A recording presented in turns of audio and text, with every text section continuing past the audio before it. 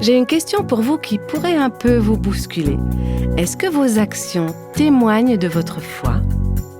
À quoi bon dire qu'on croit que Dieu est tout-puissant, qu'il sait tout, qu'il est plein de grâce et de miséricorde, si on vit comme s'il n'existait pas ? Est-ce qu'on ne serait pas en réalité des athées pratiquants ? Alors pour la plupart d'entre nous, la solution n'est pas d'avoir une idée de génie ou de découvrir une nouvelle clé pour la vie, mais simplement de mettre en pratique notre foi, d'apprendre à vivre au quotidien ce qu'on sait déjà. Vous écoutez Réveille nos cœurs et on continue notre série « Regardez, voici votre Dieu » qui est basée sur le chapitre 40 du livre d'Ésaïe. Vous savez, on dirait que beaucoup de gens vivent dans un état constant d'épuisement. Est-ce que c'est quelque chose que vous aussi, vous avez expérimenté ? Peut-être même que vous vous sentez comme ça en ce moment. Alors c'est bien que vous nous écoutiez, car aujourd'hui on va voir comment expérimenter une nouvelle force et comment renouveler notre énergie. Nous avons été très encouragés en recevant déjà des témoignages de femmes qui voient Dieu agir dans leur vie au travers de cette série sur le chapitre 40 d'Ésaïe. Et alors qu'on arrive à la dernière étape, j'espère que vous reviendrez encore souvent à ce passage et pas seulement au chapitre 40 lui-même, mais au message central qu'il apporte « Regardez, voici votre Dieu ». Donc, nous voilà aux quelques derniers versets d'Ésaïe 40, à commencer par le verset 25 où Dieu dit « À qui me comparerez-vous pour que je lui ressemble ?» demande le Saint. Le Saint, c'est celui qui est mis à part, celui qui est unique, totalement différent, infiniment plus saint qu'on ne pourrait jamais l'être. Et il dit en quelque sorte « Je suis tellement saint ». Comme on l'a vu précédemment dans tout ce passage, je suis tellement grand, tellement puissant, je sais tout. On a pu voir la sagesse et la puissance de Dieu, et Dieu dit « À qui vous pourriez me comparer pour que je lui ressemble ? Je ne ressemble à personne. Je suis bien plus élevé, bien plus éternel, et tout le reste, voire tout le monde est insignifiant en comparaison à qui je suis. » Et puis au verset 26, Ésaïe va nous emmener dans une nuit claire sous un ciel étoilé. Il s'adresse aux Israélites qui seront bientôt emmenés en captivité par l'armée babylonienne qui est en route. Il s'adresse à ce peuple qui devra bientôt faire face à toutes sortes d'épreuves et de difficultés. Et il leur dit « Levez les yeux vers le ciel et regardez. Regardez en haut. » Le problème, c'est qu'on ne lève pas les yeux assez souvent et on ne les lève pas assez vite. On continue à se regarder soi-même et à fixer les yeux sur notre situation. Ésaïe les a déjà encouragés à contempler Dieu. Et là, il leur dit en quelque sorte, si vous avez besoin d'aide pour le contempler, levez les yeux vers le ciel étoilé. Par une nuit claire, loin des lumières de la ville qui vous empêchent de voir les étoiles, regardez là-haut. Qui a créé tout ça ? Toutes ces étoiles que vous voyez, la splendeur du ciel nocturne, à votre avis, qui a fait tout ça ? Eh bien, c'est Dieu. Levez les yeux vers le ciel et regardez. Qui a créé cela ? C'est celui qui fait sortir les corps célestes en bon ordre. Il les appelle tous par leur nom. Son pouvoir est si grand, sa force si puissante que pas un seul ne manque. Ésaïe utilise simplement la nature pour nous rappeler la grandeur du Créateur, la grandeur de Dieu. Les Babyloniens, qui représentaient la prochaine puissance mondiale, pratiquaient l'astrologie, ils adoraient les étoiles, ils les étudiaient pour y déceler des messages, ils cherchaient la sagesse dans les étoiles. Mais voici ce que dit Ésaïe. N'adorez pas les étoiles, ne cherchez pas la sagesse en elles vous conduisent vers le Créateur. Et elles vous orientent vers lui pour comprendre et pour recevoir la sagesse. Le prophète nous dit que, comme Dieu est le Créateur, il sait combien il y a d'étoiles. C'est lui qui fait sortir les corps célestes en bon ordre, il les appelle toutes par leur nom. Alors il a donné un nom à chacune d'elles. Il ne faut pas se méprendre, il ne faut pas croire que c'est une tâche facile. On dit qu'il y a au moins 100 milliards d'étoiles, rien que dans notre galaxie, 100 milliards. Et j'ai lu qu'il pourrait y avoir jusqu'à 500 milliards d'autres galaxies, chacune avec ses milliards d'étoiles. Donc Dieu les a toutes comptées. C'est Dieu qui les fait briller dans le ciel de la nuit. Il sait combien il y en a et il a donné un nom à chacune de ces étoiles. D'ailleurs, même si tous les scientifiques du monde sacrifiaient leur vie à travailler ensemble pour essayer de les compter et de les nommer, il s'agirait encore d'une tâche impossible. Mais pas de problème pour Dieu, lui, il le fait. En 2003, des astronomes avaient annoncé qu'il y aurait environ 70 sextillions d'étoiles dans l'univers. Ça représente 7 avec 22 zéros après. Je ne sais même pas comment ils arrivent à ce chiffre. En fait, peut-être qu'eux ne le savent pas vraiment non plus, mais selon leurs recherches, ils disent « on ne sait pas exactement, mais notre estimation est basée sur ce qu'on peut observer jusqu'à maintenant ». Et Dieu, lui, il sait parfaitement combien il y en a. Il n'y en a pas une seule qui manque. Ce passage, il souligne la puissance de Dieu, sa force, son autorité. C'est lui qui a créé ces étoiles, qui les régit par ses lois, qui les compte, qui les appelle par leur nom et qui les établit dans le ciel nuit après nuit. L'idée là derrière, c'est que si Dieu est capable de faire tout ça, est-ce que vous ne pensez pas qu'il a aussi la capacité de gérer les problèmes qui sont les vôtres ? Si vous me dites que votre vie est remplie de problèmes, ça fait combien exactement ? Combien de choses vous inquiètent ? Est-ce qu'il y en a 10 ? Vous dites « Ah non, il y a bien plus que ça. » Ben alors 20 ? 50 ? Est-ce que vous avez 300 raisons de vous inquiéter en ce moment ? Ok, je sais qu'il y en a au moins une pour chaque membre de votre famille, sans parler de tout ce qui concerne votre travail et de toutes les raisons qui sont rattachées à ce qui se passe autour de vous. Donc d'accord, il y a énormément de choses qui vous préoccupent et qui vous inquiètent. Mais si Dieu peut compter et nommer 70 sextillions d'étoiles dans l'univers, s'il peut les organiser, les maintenir en place, les faire subsister, est-ce que vous ne pensez pas qu'il peut également gérer tous les problèmes auxquels vous faites face ? Est-ce que vous pensez que Dieu peut prendre soin de vos enfants ? Peut-être que vous allez me dire « Moi j'ai beaucoup d'enfants ». Mais Dieu, lui, il a énormément d'étoiles et il les gère parfaitement, il les connaît. Il le connaît, votre nom. Pas seulement le nom de ces étoiles, il connaît votre nom, il connaît votre situation, il connaît vos inquiétudes, il connaît vos préoccupations. Il est Dieu et il est capable de tout gérer. Alors au verset 27, on peut lire ceci. « Pourquoi dis-tu, Jacob, et pourquoi affirmes-tu, Israël, ma situation échappe à l'Éternel, mon droit passe inaperçu de mon Dieu ?» Au moment où Ésaïe écrivait ça, le peuple d'Israël était en exil et les Israélites croyaient que Dieu les avait oubliés. Ils croyaient qu'ils ne voyaient pas ce qu'ils étaient en train de traverser. Alors ils se sont plaints et ils ont parlé contre Dieu. D'ailleurs, cette expression « Pourquoi dis-tu, Jacob, et pourquoi affirmes-tu, Israël » est traduite dans certaines versions par « Pourquoi te plains-tu » Et le temps du verbe qui est utilisé ici suggère que ce n'est pas quelque chose qu'ils ne font qu'une seule fois, mais plutôt qu'il s'agit d'une action continue, répétée. Donc c'est devenu une habitude dans leur vie de s'inquiéter, être anxieux, penser que Dieu ne sait pas ce qui se passe. C'est une habitude qu'ils ont prise, ils se sentent abandonnés.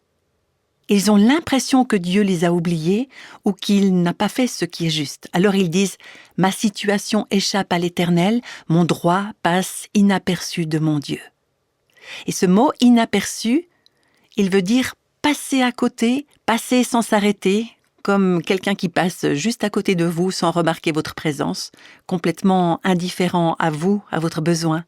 C'est comme quand on est en panne sur l'autoroute et qu'on voit les voitures passer les unes après les autres sans s'arrêter. Et c'est exactement ce qu'Israël disait de Dieu. Il passe son chemin, il ne fait pas attention, il ne s'arrête pas pour intervenir dans notre situation. Ma voix est cachée à l'Éternel, mon droit est ignoré par mon Dieu.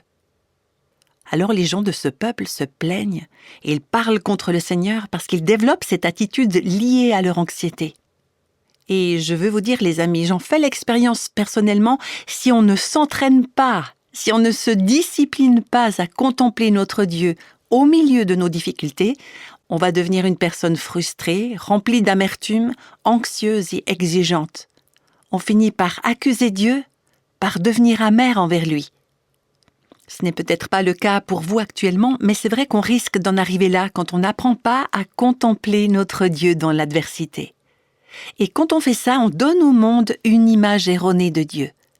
C'est-à-dire le monde regarde notre attitude, notre manière de réagir face aux situations, et il en conclut que le Dieu que nous disons adorer ne peut pas réellement être digne de confiance. Et je peux vous dire que c'est ce qui me brise le cœur parfois, quand je pense à mes propres réactions face aux pressions de la vie, face aux problèmes. Parce que c'est une chose de ne pas faire confiance à Dieu. Mais c'en est une autre de voir les autres m'observer, à être inquiète, anxieuse, craintive. Et je réalise qu'ils pourraient sous-estimer Dieu à cause de ma propre réaction face aux difficultés. Et comme l'exprimait John Wesley, notre mission, c'est de donner, de refléter au monde une image juste de Dieu.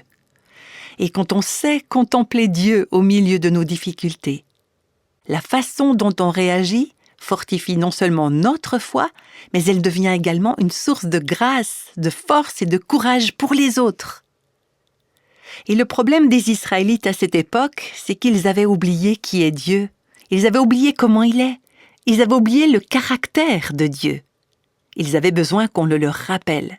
Et c'est ce que fait Ésaïe quand il leur dit « Comment Dieu pourrait-il vous oublier?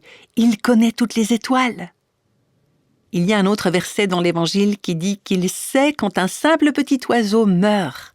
Et même les cheveux de notre tête sont tous comptés. Donc comment Dieu pourrait-il oublier? Alors Ésaïe dit au verset 28, « Ne le sais-tu pas? Ne l'as-tu pas appris? C'est le Dieu d'éternité, l'Éternel, qui a créé les extrémités de la terre. Il ne se fatigue pas, il ne s'épuise pas, son intelligence est impénétrable. » Qu'est-ce que Ésaïe est en train de dire aux Israélites? Et qu'est-ce que Dieu nous dit à travers ce passage? Eh bien, apprenons à parler à notre cœur selon la vérité. Rappelons-nous ce que nous savons être vrai. On a besoin de se rappeler les uns aux autres ce qu'on sait être vrai. Et c'est exactement ce qu'Ésaïe dit à ce peuple qui affirme que Dieu l'a oublié, que Dieu ne s'occupe pas de leur situation. Il leur dit « Ne le savez-vous pas?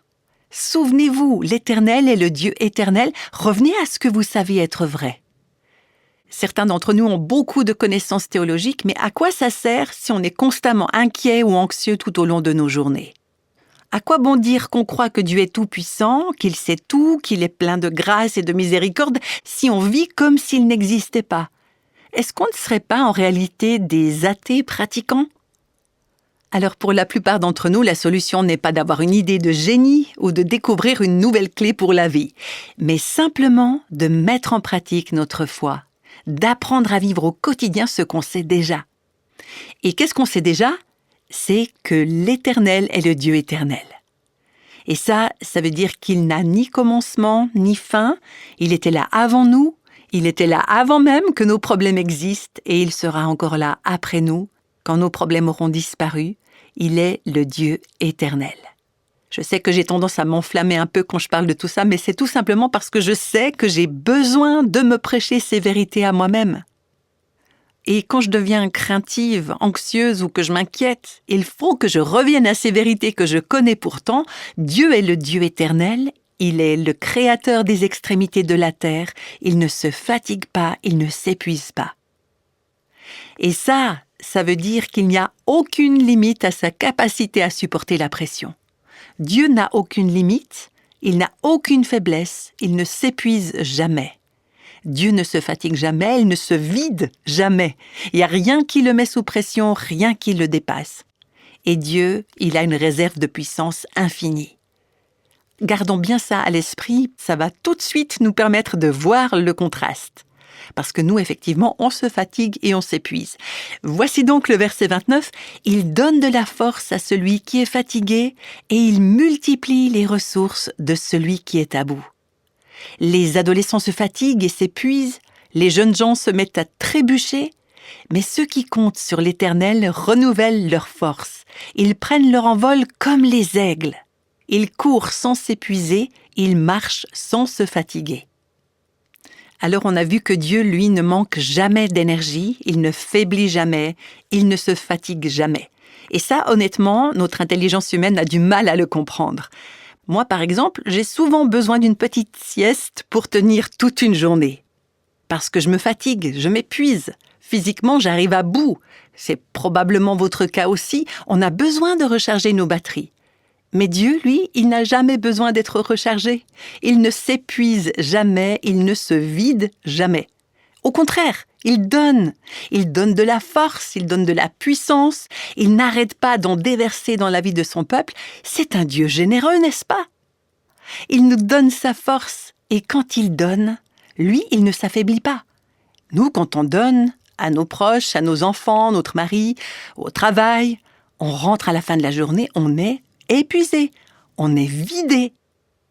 Mais Dieu, quand il donne, il ne perd pas d'énergie et sa force n'en est pas diminuée. Il donne de la force à celui qui est fatigué et il multiplie les ressources de celui qui est à bout.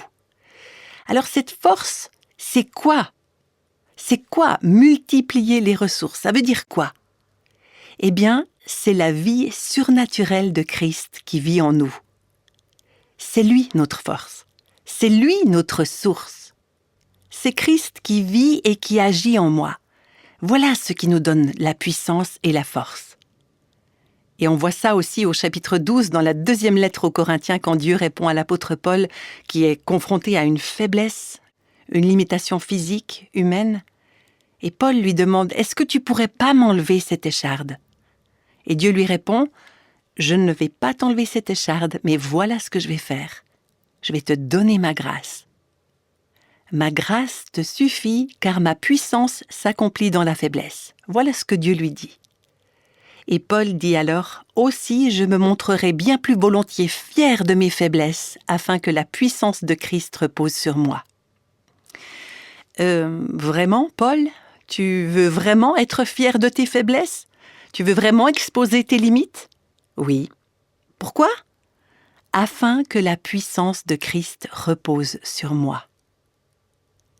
Vous comprenez, les amis, on ne connaîtra jamais la puissance de Dieu tant qu'on n'aura pas atteint les limites de nos propres ressources. Parmi vous qui nous écoutez, il y a des femmes qui ont des enfants, beaucoup d'enfants.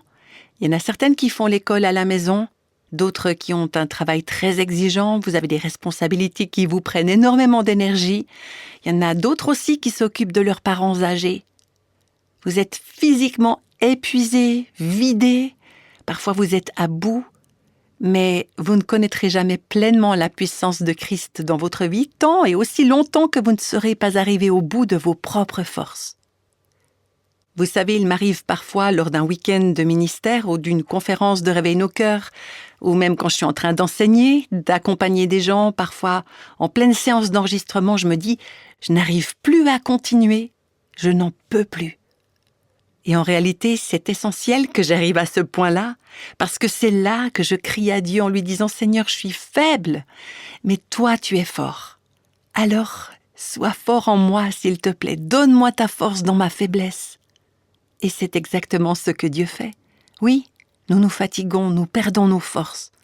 Même les jeunes, même les plus forts. Et pour celles et ceux d'entre nous qui ne sont plus très jeunes, on ressent encore plus nos limites physiques. Et puis on regarde les jeunes en se demandant « mais comment ils font ?» Et il y a aussi les enfants qui courent sans arrêt, qui nous épuisent. Et puis on se dit « mais elle leur vient d'où toute cette énergie ?» Mais Dieu dit qu'eux aussi, ils ont des limites. D'ailleurs, on le voit bien, ils finissent par s'écrouler de fatigue. Et même les plus forts des hommes, même les jeunes sont limités, sont fragiles. Même les athlètes olympiques finissent par s'épuiser. Mais quand on compare tout cela à Dieu, celui qu'on appelle l'ancien des jours, lui, il ne se fatigue jamais. Il ne faiblit jamais. Il ne s'essouffle jamais. Alors nous, qu'est-ce qu'on doit faire ? Voilà ce que dit le verset 31, « Mais ceux qui comptent sur l'Éternel renouvellent leur force. » Compter sur l'Éternel, ce n'est pas une attitude passive comme quand on attend, je ne sais pas moi, que l'été arrive ou comme quand on attend que les enfants grandissent.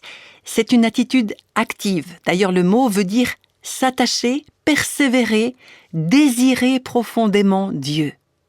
C'est également l'idée qu'on retrouve dans le psaume 130. « Je compte sur le Seigneur plus que les gardes n'attendent le matin. Oui, plus que les gardes n'attendent le matin. » Ça, je sens que ça parle à plusieurs. Il y en a parmi nous qui ont déjà vécu ces longues nuits, soit à travailler tard ou à veiller auprès d'un enfant malade en se disant « Oh, si seulement le matin arrivait !» Et on essaie de garder les yeux ouverts. On attend avec impatience le lever du jour. On compte sur l'arrivée du matin.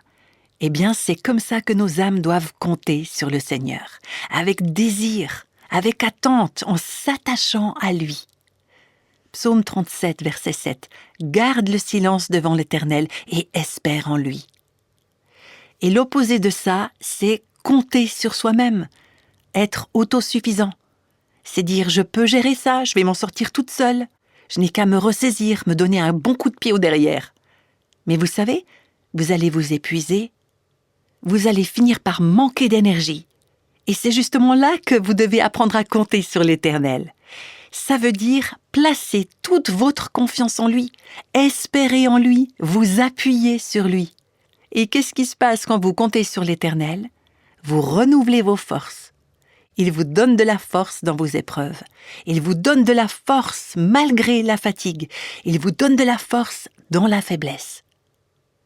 Et ce mot « renouveler », ça ne veut pas dire que Dieu vous donne simplement un coup d'adrénaline pour continuer. C'est un mot puissant qui veut dire « échanger ». C'est-à-dire qu'il vous donne sa force en échange de votre faiblesse. Ce n'est pas que tout à coup vous devenez fort, c'est que Dieu devient fort en vous donnant sa propre force. C'est un peu comme enlever un vieux vêtement pour en mettre un nouveau. Pas simplement recevoir un second souffle, mais recevoir sa force à la place de votre faiblesse. Et qu'est-ce qui arrive quand vous comptez sur l'Éternel et qu'il renouvelle vos forces ? Vous prenez votre envol. Et ça veut dire monter, s'élever. Une expression qui est parfois utilisée pour parler du fait de passer d'un niveau à un autre, de passer à un niveau plus élevé, prendre son envol comme les aigles. L'image ici, c'est les aigles qui sont capables de planer au-dessus des tempêtes. En fait, ce sont les tempêtes qui portent les aigles vers les hauteurs les plus élevées. C'est-à-dire que plus le vent est fort, plus la tempête est violente, plus ces vents vont les porter vers des points plus élevés. Vous savez, il y a beaucoup d'oiseaux qui volent en battant constamment des ailes. Et les aigles, eux, ils ne battent pas tout le temps des ailes. On les voit plutôt planer au-dessus des vents. Et elle est magnifique, cette image de ce à quoi notre vie peut ressembler quand on fait confiance à Christ et à la force qu'il nous donne. Il nous permet de nous élever au-dessus des tempêtes. Ça ne veut pas dire qu'on ne doit pas aussi parfois traverser les tempêtes, faire face aux déceptions, faire face aux épreuves, aux blessures, à de longues journées qui ont l'air de ne jamais finir. Et vous, les mamans, vous savez que la vie quotidienne avec les enfants, ça peut être une tempête en soi, mais les aigles laissent les tempêtes les faire monter plus haut vers de nouveaux sommets. Par sa grâce et la puissance de son esprit en nous, Dieu peut également nous amener à un point plus élevé, au-dessus de nos tempêtes. Vous le savez bien, c'est une chose de s'élever au-dessus des tempêtes, mais c'en est une autre de continuer à avancer quand le quotidien n'est pas facile. Et Ésaïe a aussi quelque chose pour nous d'encourageant à ce sujet. Il nous dit au verset 31, « Si vous comptez sur l'Éternel, il renouvellera vos forces. Vous prendrez votre envol comme les aigles, mais vous pourrez aussi continuer à courir sans vous épuiser. Vous pourrez marcher sans vous fatiguer. » Oui, il faut de la force pour persévérer, de la force pour rester fidèle, de la force pour continuer jour après jour à faire les mêmes choses, à assumer nos responsabilités à la maison, au travail, dans la société, dans l'Église. Continuer quand on est découragé, continuer quand il semble que personne ne remarque ce qu'on fait, continuer quand on se dit « je n'ai plus la force de m'occuper de ce membre de ma famille ou de mon entourage ». L'Écriture dit que c'est Dieu qui vous donne cette force, une force surnaturelle. Il va vous donner sa propre force pour vous élever au-dessus de la tempête et pour continuer à marcher sans vous épuiser ni faiblir. J'aime beaucoup ce vieux cantique qui me rappelle un peu cet aigle qui s'élève au-dessus des tempêtes et qui illustre assez bien ce chemin quotidien avec les forces que Dieu nous donne. Voilà d'abord le refrain « Je veux monter sur la montagne, c'est là que l'on rencontre Dieu. C'est là que la joie nous inonde et que pour nous s'ouvrent les cieux. Je veux laisser les joies du monde et me tenir tout près de Dieu. Je veux monter sur la montagne, c'est là que l'on est heureux. » Et puis les couplets « Si le chemin est rocailleux, si les cailloux me blessent un peu, le Saint-Esprit me guidera et Jésus me consolera. Sur le chemin, Jésus monta et mon Sauveur me précéda.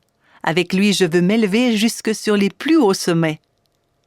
Sur ce chemin, Jésus t'attend pour faire de toi son enfant. Il te suffit de croire en lui, tu auras la joie dans ta vie. Ce sont des paroles toutes simples, n'est-ce pas? Mais est-ce que c'est ce que vous désirez, vous aussi? Vous élever au-dessus des soucis du quotidien, au-dessus de votre nature humaine, au-dessus de tout ce qui vous tire vers le bas, au-dessus de ces tempêtes qui menacent votre vie? Est-ce que vous voulez vous élever avec les ailes de l'aigle, atteindre un niveau plus élevé, plus proche du cœur de Dieu? Est-ce que vous voulez courir sans vous épuiser, marcher sans vous fatiguer? Alors imprégnez-vous des paroles d'Ésaïe 40. Apprenez à compter sur l'Éternel et au milieu de chaque tempête, de chaque situation qui représente un défi pour vous, de chaque épreuve de la vie, peu importe son ampleur, apprenez à contempler votre Dieu, à fixer vos regards sur lui, placez votre foi en lui, tournez vers lui votre cœur, reposez-vous en lui, comptez sur lui avec patience, faites de lui votre priorité, concentrez-vous sur lui. Méditez sur son nom, sur son caractère, sur sa puissance, sur sa grandeur. Et pour terminer, je vous encourage à adopter le point de vue de Dieu sur la vie ici-bas, sur cette terre déchue. À réaliser qu'il est le Créateur, le Dieu éternel, qui ne se fatigue jamais, qui ne s'épuise jamais. Et alors que vous contemplez votre Dieu et que vous comptez sur lui, il va vous fortifier. Je l'ai vu encore et encore dans ma propre existence. Bien des fois, quand je pensais ne plus avoir la force de continuer, j'ai crié au Seigneur, « Seigneur, je n'y arrive pas !» Et Dieu m'a répondu, « Laisse-moi te donner ma force. » Et à mesure que je compte sur lui, que je le contemple, il devient ma vie, il devient ma force. D'une manière surnaturelle, je reçois la puissance pour m'élever, pour prendre mon envol comme l'aigle, pour courir sans m'épuiser et pour marcher sans me fatiguer. Alors, regardez, voici votre Dieu, contemplez-le, comptez sur l'Éternel. Vous ne serez jamais déçus.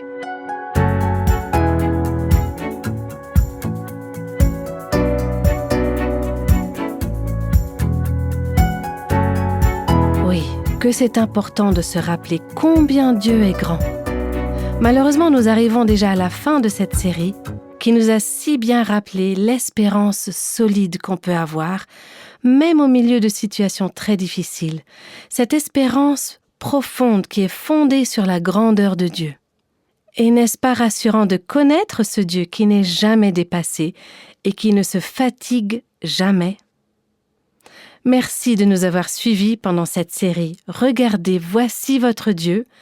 Et on se réjouit d'en commencer une nouvelle la prochaine fois.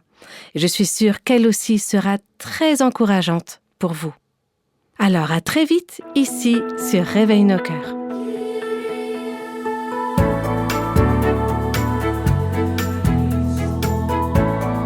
Tous les extraits de la Bible sont tirés de la version Second 21. Réveille nos cœurs est le ministère francophone de Revive Our Hearts avec Nancy DeMoss-Wolgemuth. Avec les voix de Christine Raymond et Jeannette Kosman.